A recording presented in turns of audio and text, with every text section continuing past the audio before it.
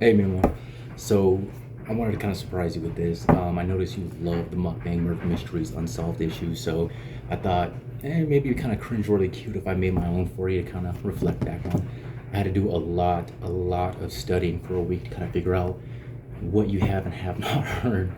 But I think I finally have one. So, in honor of it, and forgive me for not dressing it up, you guys came home early, so I'm kind of doing this on the fly now, unfortunately. But I have my own little hot pot concoction.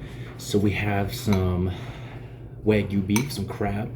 We have that, what is it, atomic hot noodles, and some clams. I'm a little nervous about it because I don't do too good with spicy food, but fire.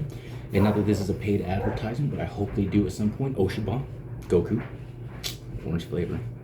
Now, what I bring to you today is something I found a little bit frustrating because all the evidence points to who did it, but nothing happened. So now it remains unsolved.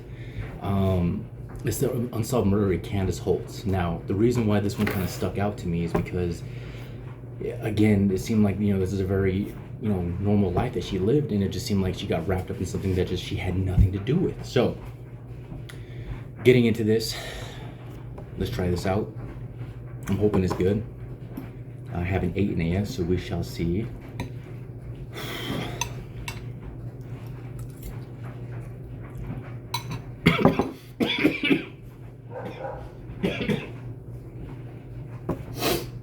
Mm-hmm. No, that's so good.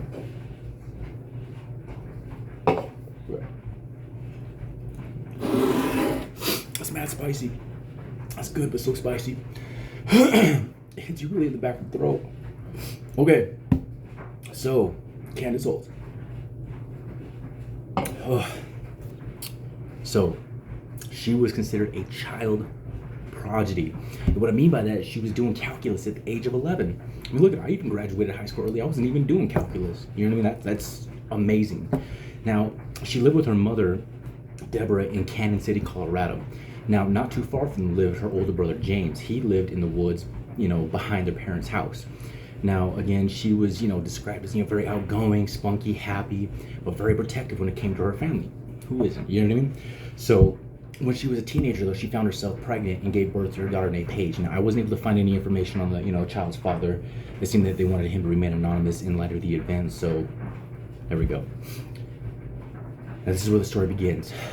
Fremont County Sheriff's Deputy Robert Dodd arrived at Candace's house looking for her older brother James. Now, the reason why this is kind of a weird twist in the story, James suffered from severe paranoia. I'm not too sure if he was schizophrenic or what the story was, but he suffered heavily because of it. So, essentially, he wanted to, I guess, question him about some trespassing incident. Both Candace and her mother were present at the time of questioning. Changing the notes. Now, I couldn't find a copy of the actual conversation of that day. All of the notes I was able to find was that, she didn't, like what the deputies, she didn't like the deputy's tone in a sense, and it ended up turning into a shouting match between the two. Now, Robert threatened to arrest Candace, who in return kind of went a little too savage on him, threw up her wrist, and was like, I dare you to do it. Arrest me. I'll tell your supervisors that I've seen you, accepting envelopes from known drug dealers in the town. That is a hell of an accusation to make in front of a cop, especially a dirty one, if that is the case, allegedly. Don't sue me. Now, this is probably where it may have cost her life, though. Again, what I believe, but let's see how you feel about it. She told him again she was seeing him accept envelopes from known drug dealers in town who let the superiors know about it. After that accusation, he just gathered everything, got up, skedaddled. Now, not too sure how much time passed in between. They said it could have been 1 day to 2 days. The family came home after running some errands and found their dog missing. Now, he was usually kind of tied up in the back, and they just didn't really think too much of it. He could have wandered off, or they thought that maybe he was attacked by a mountain lion, which again isn't too uncommon because they lived right behind the forest. Now, Candace, the next day after, not hearing anything back, went to the sheriff's office to report her dog missing. While she was there, she got into an altercation with an officer. Now, I'm unsure if it was actually Robert Dodd or if it was actually another officer. It didn't really specify. But here's where it turns left.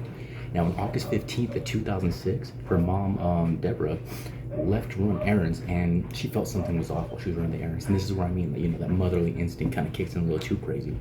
She called the house, no one answered. She called her neighbor's house to go check in, say, hey, can you go check in on my daughter? She feels something's weird. The neighbors never did. Now, she came home with, I'm sorry, my this mixed up. She came home about 3:30 p.m. to hear her granddaughter, Paige, crying and screaming, in the room. So she rushed in the house thinking what's going on. As she walked in the house, she found pools and pools of blood just gathered up in the kitchen, living room, and it looked like something was dragged. So, out of fear, she ran to her, granddaughter Paige. And then as she, picked her up, she noticed there was something, tucked underneath her crib.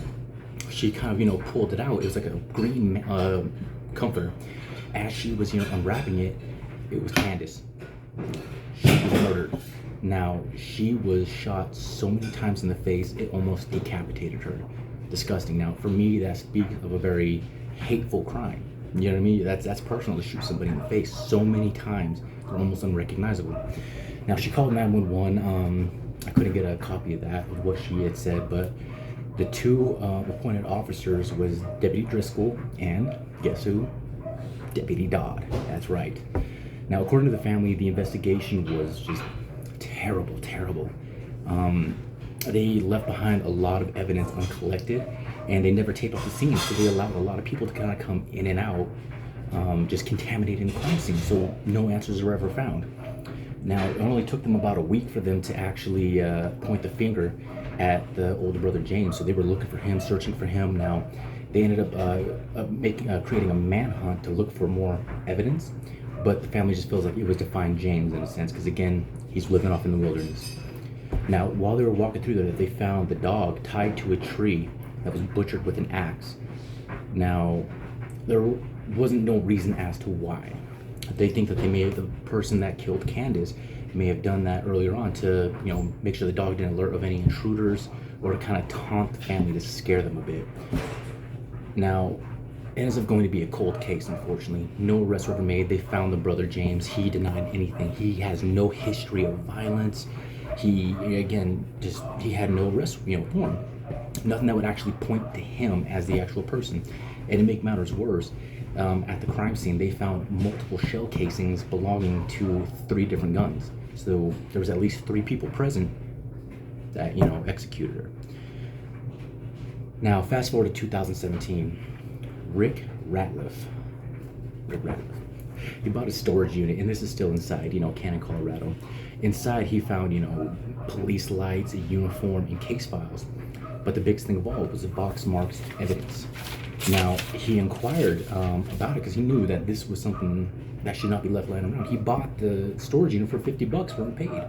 So when he called the police, he inquired about who owned it, and guess who owned it? Robert Dodd. So when he called the police to kind of let them know what he found, the wife actually ended up recording the incident as well. The police pretty much threatened him and told him to keep his mouth shut, or something that would happen to him. So even more so, he kind of, felt this should, he should take this to a higher power. And on top of that, Robert Dodd's family reached out to him and offered to buy the storage unit back from him, double the price, $100, really, nothing crazy. But inside of the evidence locker, they actually found the axe used to kill the dog, the bloody rope, some bloody socks, a backpack containing Candace's bloody shirt.